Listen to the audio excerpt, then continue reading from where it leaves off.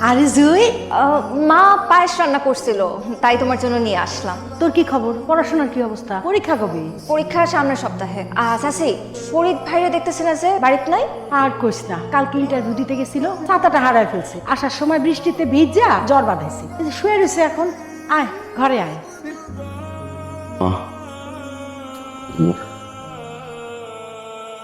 এই বাস সময় আইসো? কিছুক্ষণ আগে। পায়েস খান। ইচ্ছা করতেছে না। আমি নিয়ে আসছি,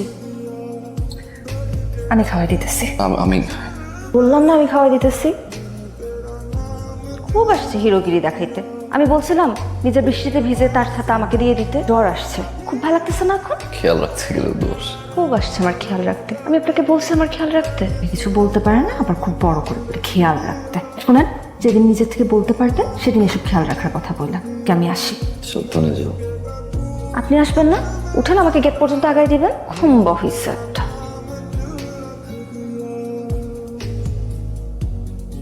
ইন্টারভিউ কেমন চলতেছে? চলতেছে আলহামদুলিল্লাহ। আচ্ছা শোন, জীবনে কখনো হতাশ হইতে না। টাকা পয়সা যদি লাগে আমি তো আছি, আমার কাছে বলবি। হ্যাঁ, আজকে তো পরীক্ষা না? জি বাবা। আচ্ছা ফরিদ, আমার একটু কাজ আছে, তুই একটু ধীরে নিয়ে ইউনিভার্সিটিতে নামাই দিতে পারবি না? তো তোর তো কোনো অসুবিধা হবে না?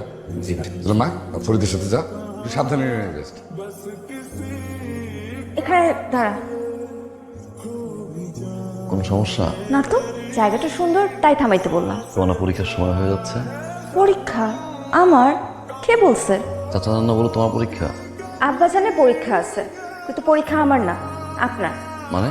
আজকে আমার মন অনেক খারাপ। আপনি সারাদিন আমাকে নিয়ে ঘুরে বেড়াবেন, আমার মন ভালো করে দিবেন, এটাই আপনার পরীক্ষা।